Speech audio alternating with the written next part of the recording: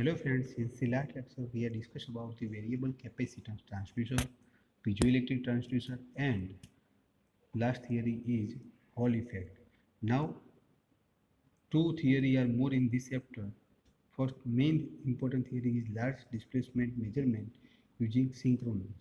બરાબર છે, તો જે સિંક્રોનસની થિયરી છે એ અત્યાર સુધી પૂછાતી હતી 2-3 માર્ક્સની અંદર, પરંતુ આ થિયરીની અંદર MCQ ટાઈપ તમે જોવા જાઓ તો અત્યારે આપણી પાસે ટાઈમ ઓછો હોવાના કારણે આપણે મેઇન ટોપિક જ ચલાવીએ છીએ. તો સિંક્રોનસ આર ઇન્ડક્ટિવ ટ્રાન્સડ્યુસર એ કેવા પ્રકારનું ટ્રાન્સડ્યુસર છે? તો inductive transducer and they are connected in different ways form of shaft angle measurement. અલગ અલગ પ્રકારના જે શાફ્ટ એટલે મીન્સ રોટેશન ટાઈપના જે ફરતા સ્ટાફ હોય એ રીતે પણ હોઈ શકે છે અને લિનિયર ફોર્મમાં પણ હોઈ શકે છે. તો અલગ અલગ પ્રકારના શાફ્ટના ફોર્મમાં હોય છે. શું?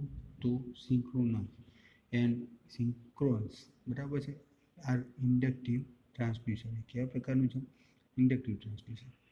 Okay, and it is an electromagnetic transducer. આ કેવા પ્રકારનું ટ્રાન્સડ્યુસર કહેવાય? તો દરેકે દરેક ઇલેક્ટ્રોમેગ્નેટિક ટ્રાન્સડ્યુસર કહેવાય. એન્ડ ધેટ ઇઝ યુઝ શું કરે છે? તો એંગ્યુલર પોઝિશન જે હોય શાફ્ટની કન્વર્ટ ઇન્ટુ ઇલેક્ટ્રિકલ સિગ્નલ, બરાબર છે, પરંતુ એ ઇન્ડક્ટિવ ટ્રાન્સડ્યુસર હોવાના કારણે મોસ્ટલી ઇન્ડક્ટન્સની અંદર જ ટ્રાન્સફર કરશે. ખ્યાલ આવી ગયો? તો synchronous is a electromagnetic transducer which is convert the angular position of the shaft into an electrical signal. ખ્યાલ આવી ગયો? એંગ્યુલર જે પોઝિશન છે શાફ્ટની એના ઇલેક્ટ્રિકલ સિગ્નલની અંદર કન્વર્ટ કરે છે. ઓકે, એન્ડ એમસીક્યુમાં શું પૂછાઈ શકે છે? તો સિંક્રોનસ જે ટ્રાન્સડ્યુસર છે એને તમે કયા કયા નામે ઓળખી શકો છો? તો સેલ્સિન્સ, માઇક્રોસિન્સ એન્ડ ઓટોસિન્સ એવું પણ લખાઈ શકાય છે. તો કોલ્ડ એઝ અ સેલ્સિન્સ માઇક્રો ત્રણે હોય અને તો નીચે ચોથું ઓપ્શન આપ્યું હોય તો ઓલ ઓફ ધી અબોવ, તો પણ તમે આન્સર આપી શકો છો. તો કોઈ પણ એક આપ્યો હોય તો તમે એનો એક જવાબ લખી શકો છો. તો સિંક્રોનસ અને સેલ્સિન્સ એક સરખા છે તો એ આન્સર ના પૂછાય, તો એની જોડે શું બીજું પૂછી શકાય છે? માઇક્રોસિન્સ અથવા તો ઓટોસિન્સ. ઓકે, એના પછી ટાઈપ્સ ઓફ, એના અલગ અલગ ટાઈપ્સ પૂછાશે. તો એના બે પ્રકાર છે મેઇન, એક કંટ્રોલ અથવા તો એરર ડિટેક્ટિંગ ટાઈપ અને second is torque transmission type. બરાબર છે, જેની અંદર સૌથી વધારે ઇમ્પોર્ટન્ટ જે અત્યાર સુધી પૂછાયેલું છે control type synchronous system. Okay, તો એ ચલાવીશું અત્યારે. તો કંટ્રોલ ટાઈપ સિંક્રોનસ સિસ્ટમ જે છે, બરાબર છે, તો this system are use are error detector. શું ડિટેક્ટ કરે છે? ઉપર લખેલું જ છે અહીંયા આગળ, કંટ્રોલ અથવા તો એરર ડિટેક્ટિંગ ટાઈપ. કંટ્રોલ અથવા તો એરર ડિટેક્ટિંગ ટાઈપ શું છે? તો one part of a large signal system, બરાબર છે, અથવા સિંક્રોનસ સિસ્ટમ. તો એ સિગ્નલ સિસ્ટમનો એક પાર્ટ છે અને બીજો પાર્ટ છે ટોર્ક ટ્રાન્સમિશન ટાઈપ. તો એની અંદર પાછો સબ પાર્ટ છે. કોની અંદર? તો કંટ્રોલ ટાઈપ સિંક્રોનસ સિસ્ટમની અંદર. First one is a synchronous transmitter and second one is synchronous receiver. Okay, so these systems are use an error detector in the positional control system. કેવી રીતે? પોઝિશનલ કંટ્રોલ સિસ્ટમની અંદર તમે error detect કરી શકો છો. And it consist of two parts. એક કેટલા પાર્ટ્સનો કન્સિસ્ટ કરે છે? તો બે પાર્ટના. કયા કયા?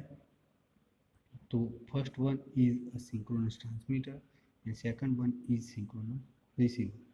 ફરીથી તમને કહી દઉં તો સિંક્રોનસના ટાઈપ પૂછ્યા હોય એકલા સિંક્રોનસના તો બે, કંટ્રોલ અથવા તો એરર ડિટેક્ટિંગ ટાઈપ અને ટોર્ક ટ્રાન્સમિશન ટાઈપ. બરાબર છે, જેની અંદર ટોર્ક ટ્રાન્સમિશન ટાઈપની થિયરી એક્ઝામમાં પૂછાતી નથી.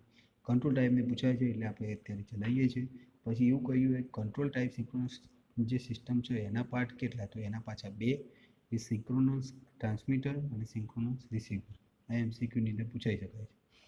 And the basic synchronous unit is called as a, જે બેઝિક વસ્તુ છે એના આપણે શું કહીએ છીએ? Synchronous transmitter. અને સિંક્રોનસ ટ્રાન્સમિશનની જે થિયરી છે આપણે અહીંયા આગળ ચલાવીએ છીએ. ઓકે, તો it is having construction that is like that of three-phase alternator. આ થ્રી-ફેઝ અલ્ટરનેટર તરીકે કાર્ય કરે છે. બરાબર છે, અલ્ટરનેટર એક પ્રકારનું એસી જનરેટર કહેવાય. Okay, and the stator is stationary part. સ્થિર પાર્ટ, બરાબર છે. It is made up of a laminated steel or reduce the core losses. Stator શામાંથી બનેલું હોય છે? તો લેમિનેટેડ એટલે મીન્સ સ્ટીલમાંથી બનેલું હોય છે અને એ શું રિડ્યુસ કરે છે? તો કોર લોસીસ જ રિડ્યુસ કરે, આર્મેચર લોસીસ, બરાબર છે. And the stator is slotted in order to accommodate a balanced three-phase winding, okay, and with the axis of each stator winding displaced by 120 degree. એકબીજાની સામસામે space રાખીને સ્ટેટરના joint રાખવામાં આવે છે. જોઈ લો અહીંયા આગળ તમે સાથે સાથે તો તમને ખ્યાલ આવશે. આ બહારનો ભાગ છે એને સ્ટેટર કહીએ, અંદર જે આ ખાંચાવાળો ભાગ છે એને સ્ટેટર વાઇન્ડિંગ કહીએ. અંદર આ રોટર છે અને રોટરના ઉપર શું લગાવેલું છે? રોટર વાઇન્ડિંગ, બરાબર છે. અને એ વાઇન્ડિંગને તમે અહીંયા આગળ શું કરો છો? સપ્લાય આપો છો. અને one type of alternator synchronous ટ્રાન્સમીટરનું જે છે એ આની અંદર 3-ફેઝ અલ્ટરનેટરની ખાલી થિયરી છે, બરાબર છે. અને આની અંદરથી ખાલી મેં તમને કહ્યું કે શોર્ટ ક્વેશ્ચન આવે તો એની અંદર એના પાર્ટ જે છે એ તમને પૂછાઈ શકે છે, બાકી બીજું કંઈ પૂછાશે નહીં. And three phase stator winding are similar and there are connected in star કનેક્શનમાં કનેક્ટેડ છે. And rotating part is silent pole construction and dumb bell shape. It is bound with the concentric. આ તમે મશીનની અંદર ભણી ચૂક્યા હશો. કયા મશીનની અંદર? તો એસી મશીનની અંદર, ઓકે.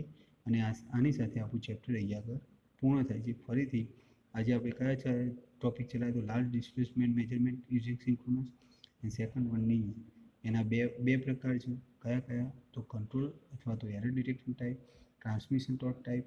અને એના પાછા કંટ્રોલના બે પ્રકાર, એ synchronous transmitter and synchronous receiver. જેની અંદર સિંક્રોનસ ટ્રાન્સમીટર આપણે ચલાવ્યું એની થિયરી તમે અહીંયા આગળ જોઈ શકો છો ને એની ફિગર, ઓકે. તો આની સાથે આપણું ચેપ્ટર નંબર 3 પૂરું થાય છે, ડિસ્પ્લેસમેન્ટ મેજરમેન્ટ, ઓકે.